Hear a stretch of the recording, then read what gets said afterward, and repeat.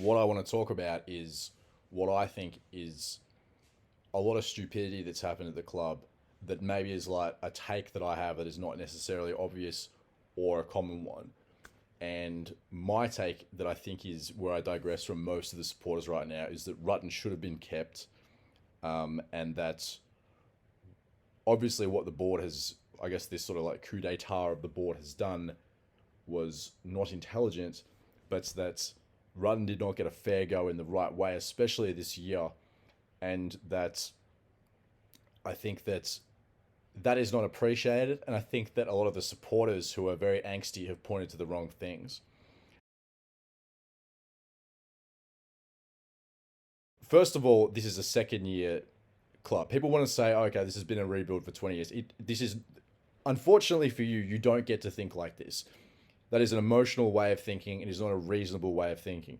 At the end of the day, Rutten comes in, literally a third of the players, including very critical ones, leave in 2021. And by the end of the year, you lose even more. And halfway through this year, you lose even more.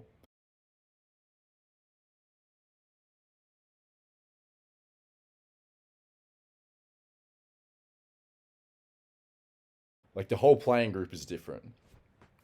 And then also at the start of this year, you have injuries from whoever's left of the senior group.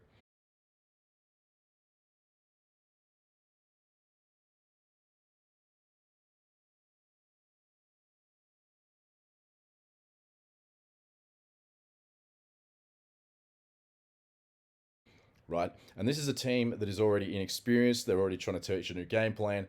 Stringer's injured. Tipper was injured until he left. Parrish was out for a while. I think Merritt was out for a while. Shear was out. All of these people were out, and people like Devon was out for ages. And this is besides all the people who retired who were critical at the end of last season. This is the hookers of the world. Hurley's been out. All of these people are out. All of the people who basically were under Woosh's blitz are now gone. Now, like literally all of them are gone. And what we saw last season and what people are kind of forgetting, especially in the first half of the season, really depended a lot on people like Hooker in the forward line, Tipper in the forward line. I think Tipper. I think Tipper like missed like a lot of the latest season, and he still took the goal scorer, the high goal scorer count, whatever you would call that, in the club by the end of the year, right? And obviously you had Parrish having a breakout season. No one's giving Rutten credit for that. Like if we go back 2 seasons ago, this guy was still playing in the forward line and was not considered to be like borderline All Australian in the center. Okay, so he's only been doing that for 2 years, and the guy's like 23, I think. He's very young. So a lot of stuff has changed very quickly in this club. If you look into it now by looking at the list, looking at the injuries, and I think critically looking into who was cut, you can quite definitively say, and who was then relied on to perform in the centre, you can quite reliably say that the reason that the difference was from, especially early on last year before they kind of built that momentum, was because those key ingredients were gone. Okay. And that would be the difference. Okay. So what happened this year, for instance, in the forward line, who'd the ball go to? Who did it keep going to? Except when they managed to all push up successfully. Okay, who did those long kicks go to? One man, one guy, who happened luckily to have his breakout season this year. Okay, because there's no Cal Hooker, there's no Tipper, and Stringer was either injured. I think he was injured for like the first 14 weeks, so half the season. And in addition to this, never really fully gets back on the horse after that, after having his best season at Essendon last year. You know what I mean? And especially in the forward line and connecting the midfield to the forward line in that role that he was given, that sort of Dustin Martin type role. Okay, Langford's out. His ability to connect the midfield to the forward line and then also lead in the forward line. Cal Hooker can do the same. He's a very reliable mark in the forward line. Okay, Tipper could make the forward line very dangerous, and you've got those guys leading it, and you've got the rest of the crew who are these young guys who are stars following them. Okay, it's all built off their backs, and it's any wonder that this has all changed this season. This is one of the reasons I was complaining last season about the fact of how stupid it was that they resigned Cal Hooker, who's now in like South Australia making fucking wine.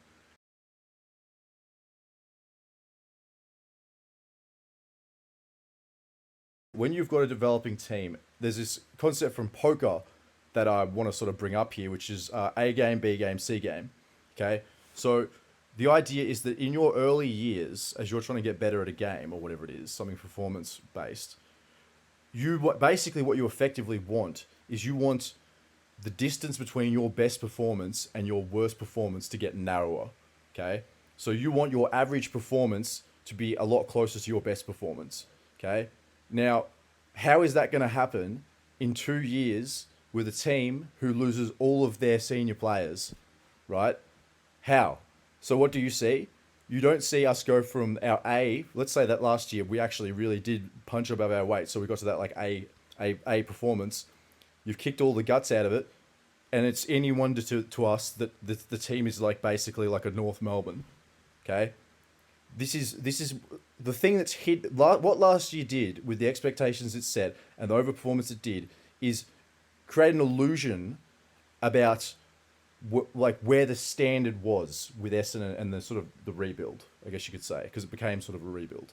It gave a complete illusion about what the middle game was, what the distance between the best and worst is, and you can only find that out by giving a coach and a group and a strategy and a club effectively more than 2 years and then a exodus of players to try and slowly build that.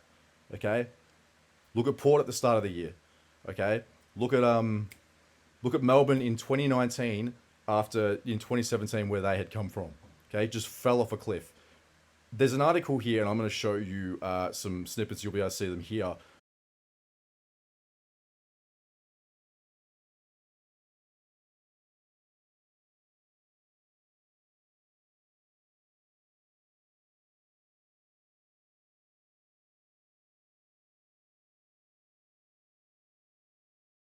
Over half of the current coaches listed have had a year where they were in a final, and the following year dropped off in a great extent. So Rutten, by the way, he got 11 wins last year, home and away season, I believe, and then this year dropped down to surprisingly actually only 7.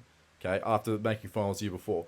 So I believe that half of the active coaches that we currently have, including about 6 or 7 premiership winners coaches, have done that.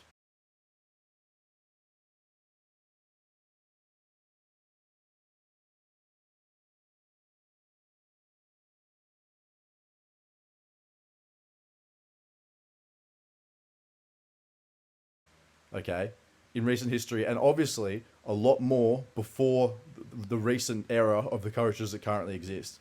Okay, that is very normal to happen in any club over however many years, let alone one that's been building its sort of new culture and its new identity and its new brand and its new leadership structure and its new recruits for 2 years. Not even 2 years, 1 year, because this fell apart after 1 year with enough of the list going in an exodus. Okay, and this is going to lead me on a new point here is that, and a problem I think we can probably all agree on is that there was a problem about expectations and there was a problem about measurement. Okay? I'm going to start with an analogy here that goes back to the Vietnam War. And prior to that war starting, the American government and their military tried to set up a sort of like frame of reference so that as the war was going on, they could tell if they were winning it.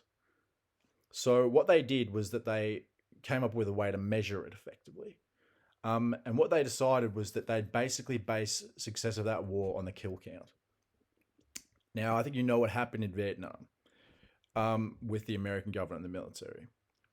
Now, you might not know, but they actually won that kill count. They smashed Vietnam, North Vietnam. They smashed the Viet Cong. They really just put the arrows through them.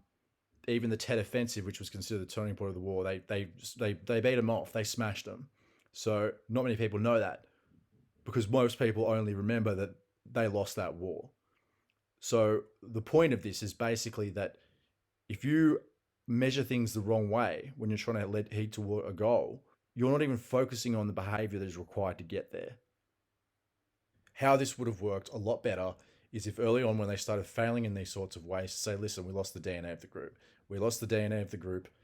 We told you our average performance we think was lower than what it was last year.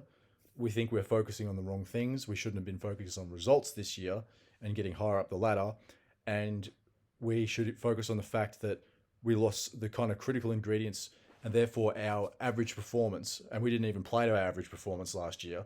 We played to our best performance, and we didn't play to our average performance. You didn't see that. And not only that, our average performance is actually going to be a worse average performance because of the people we lost. Okay? Now, I'm going to show you a picture here. It's very visible if you put it like that, right? So if you go in talking to people like that and say, hey, we do have a strategy, we do have all these things going on, Ben Rutten, like, there is a game plan, you're just going to see that this is where the level of performance is going to be, okay? And then you can start talking about how long it actually takes to train that. So what should the measurement become then? Well, the measurement becomes, okay, well, how about those individual players? Individual development. Can we really argue that anyone has gone back this year? Probably not. But we can also argue that a lot of people have gone forward. The list has gone forward. We've got 3 rising stars this year. Okay? Nick Martin, Ben Hobbs, D'Ambrosio. 1 year, those guys are being thrown into sides and performing really well. Okay? Doing very important things. Sam Draper had a breakout year. Mason Redman had a breakout year. Jordan really continued on his form last year. Brendan Zerk-Thatcher had a breakout year. Peter Wright proved that he was still capable of being the first round draft pick that he was in 2014. He was in the Coleman medal contention and he was the most accurate kick this year. Okay, and set shot. Right? Now, if we said this is the stuff you need to concentrate on now, because we're now openly admitting that because of the people we've lost and the early stages of where we are in this team and what the average and what we should have been performing like this year relative to what the performance we actually pulled off was, you can now acknowledge, yeah, sure, we're not going to be able to pull off that kind of performance. Just Essendon just isn't there yet. Okay, that was an illusion to some degree, and this year there's just so many ingredients have lost. But look at the people we're developing. Look at this young group. Look at their individual performances, and then even though you're going to see a lot of trash performances and some really, really, really bad ones, and on average the performances are just worse. Like it's like 10 points extra loss against points against per game than it was last year. You go, well, look at the quarters and halves where they played well. Look at in proportion to the amount of young guys in those teams versus the outcomes. Okay, acknowledge the fact that you've got 18, 19-year-olds carrying sides in quarters where they're smashing senior teams, where they're really breaking them. And that happened quite a few times this year. And you go, okay, well, we can't judge them based on the whole games and the whole season, but we can judge them on their own growth. But we can also judge them on when they've played well. Are we going to deny that those guys have played some pretty good footy at different times this year? Okay, and are we going to deny this aspect that basically what we think Essendon's where it should be and consider that is not where it's at? It's very easy to look at the year that way if you can measure in that respect. Okay, and if the expectations had been set correctly, the measurement had been set correctly, it would be look at individual player performance and the highest ends of the team playing of that performance this year, given the context that where the team is at in terms of the build of the list and how well trained they are, keeping that in mind.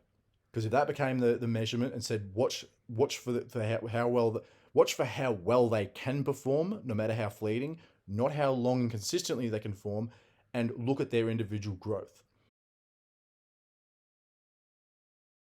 Because both of those things went up.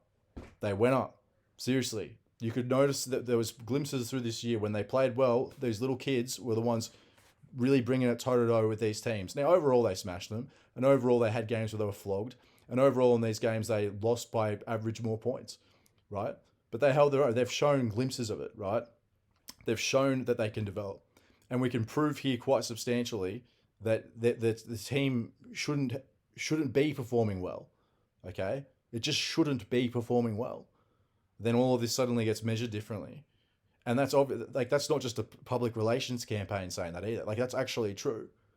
And if you go forward with that mentality, well, maybe there's a bit more forgiveness, and maybe there's now a bit more leeway. Whether or not this style was ever going to work, and I have the feeling it probably kind of would have eventually, but you just need to train people how to do it. Okay, I used to do Brazilian Jiu-Jitsu. You can know how a move goes and how to do it. That means fuck all when you're in the chaos of it. You need to be doing that and drilling that for like years before you're going to be like a killer with it, right? It takes a lot of time. Okay, you're not training like your mind to comprehend something. You're training your body to do it. And in a sport like this, it's not just training your body to instinctively do it. You need to be like physically stronger and better than the other team, who are also trying to impose their will and their game plan on you, right? And their style on you. Okay. And like who is honestly surprised here that this like seasoned, like physically very large team like Port Adelaide just runs through a team like this. Okay. Essendon was competitive, let's say, like what is this? Like this is like, let's say, like the game that really put the nail in Rutten's coffin. So what do we get here? We get them absolutely plow through them. Essendon was competitive for I think like 1 or 2 quarters. But like if you sort of see after that point, they're completely reactive. It's chaotic, and basically it's where a more seasoned, disciplined side or like fighting force is basically overtaking the other one, and they're completely reactive. It's very hard to get back into that if you have not been trained to the core, let alone if you're physically big enough to do it, um, and just been trained to that level.